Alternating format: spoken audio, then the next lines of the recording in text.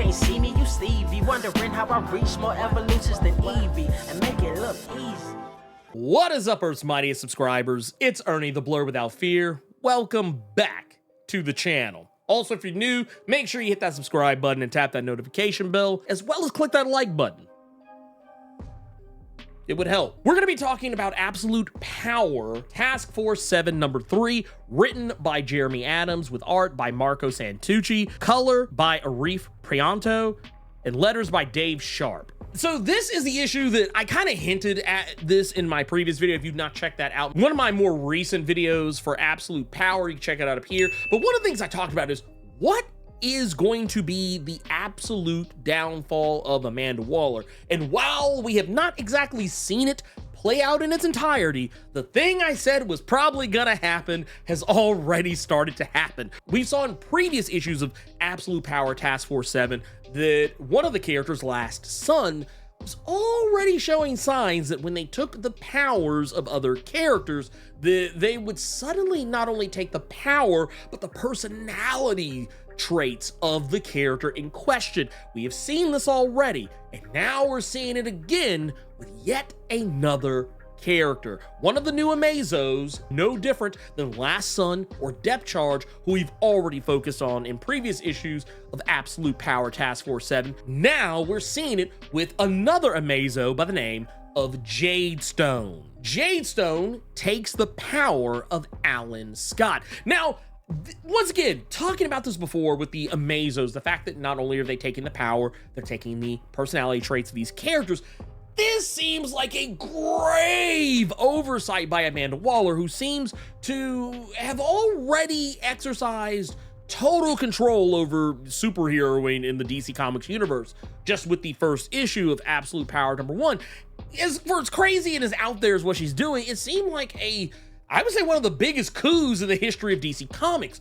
However, the fact that these Amazos take on these traits other than just powers is a huge oversight by Amanda Waller. She has literally signed her death warrant, or we won't say death warrant. She has literally signed her surrender already over to the Justice League, because as Jade Stone is taking the powers of Alan Scott in this issue, we see that not only has he taken the power, he's taken the conscience, the moral compass of Alan Scott, probably the worst Green Lantern to try and take powers from if you take into account the personality traits that are going to be transferred. Alan Scott, yeah, and I would forgive anyone for not knowing this about Alan Scott. I know there's a lot of DC Comics fans, diehard DC Comics fan who are more familiar with Alan Scott as a character. For those who are not as familiar, yes, I know Hal Jordan is the guy that DC will forever keep as the core and main Green Lantern,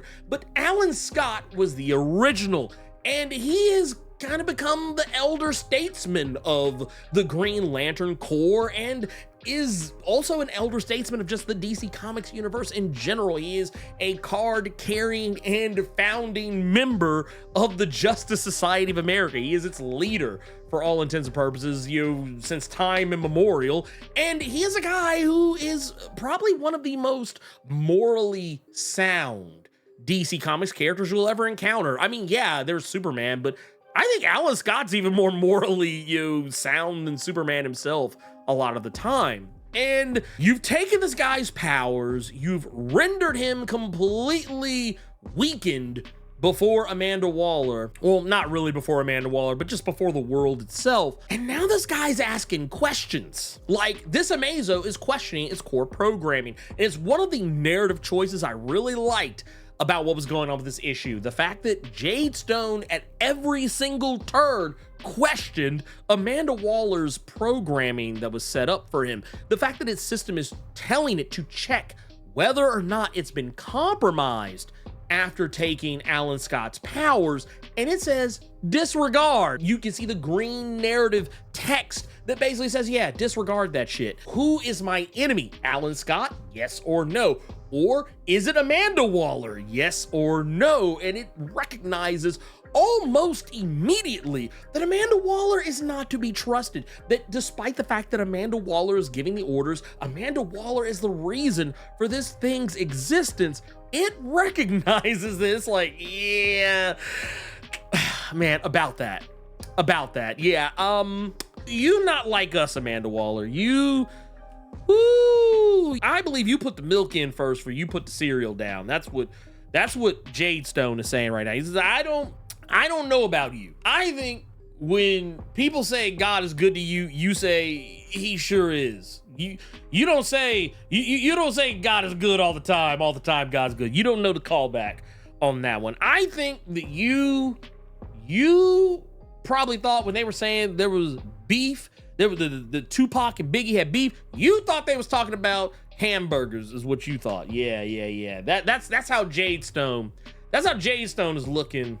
That's how Jade Stone's looking at Amanda Waller right now. I think that's what it is. But I'm here for it. I love it. I absolutely love it. I think this is fantastic because this is what I wanted. This is why, and yeah, I know I tell people this all the time. This is my superpower. My superpower is the ability to see the opening thread. I can see the opening thread. I can tell, oh, this is how I'm going to be able to slice through the bullshit and cut to the core of what is going on here. And that is the thing I was hoping for with this whole story arc. And once again, we're not done yet. We are still very early into absolute power, but so far it has been pleasing to read. I like this. I like the idea of having these all-powerful Amazos that can take the power of literally any person they come in contact with.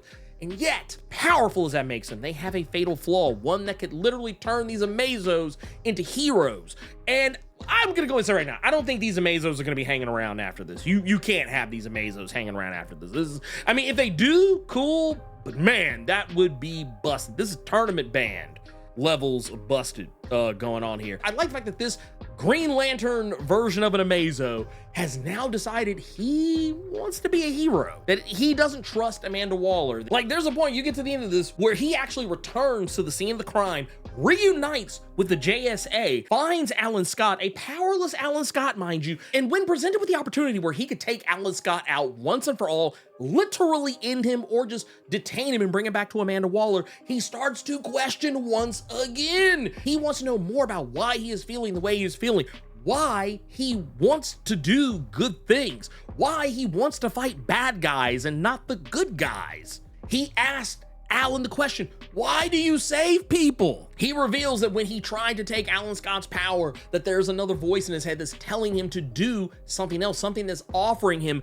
choices where normally he would not have free will. He is now being given the opportunity to be a free thinker. Now, ultimately what it comes down to, this could all technically blow up in Alan Scott's face. He makes a choice to take Jade Stone with him into the Tower of Fate so that maybe they can figure out, well, for one, not only what's going on with him, but also try to stop Amanda Waller. And while Jade Stone could just as easily have taken him out right then and there, he chooses not to. He is given a choice. He can either detain Alan or let him go, and he chooses instead not to detain, but to learn, to try and learn more about his situation, the free will that he now has, his ability to now make choices for himself and learn more about why Alan Scott is the way he is, because that is only going to help inform him on how he should act. Once again, it could all blow up in Alan Scott's face, this could all turn the other direction, but the fact that these Amazos are taking on these traits from these other characters, like I said, the writing is on the wall. The writing is on the wall, and I cannot wait to see how this is gonna play out. This is how you do an event. This is how you do an event right here. Like, I'm not even like, when they were doing all that stuff, talking about, oh, are you all in with absolute power, or the absolute universe, whatever? I was like, maybe. I'm a little in. I'm a tink. I'm like, I'm not all in. I'm like this. Like, I'm like that much in. Like. Yeah, like right there. I'm that in. That's the end I'm in right now. But like seeing this, like seeing the promise of them trying to do something different with some of these characters, even though I don't agree with every single thing that they've revealed for the absolute universe, still at least it's something. They're trying. Now, to be fair, they're really just copying Marvel's homework when it comes to making this alternate universe type deal, because it's basically modeled after the Ultimate Universe. Let's just be real here. The Ultimate Marvel Universe is basically what the Absolute Universe is. They've actually been quite transparent about that.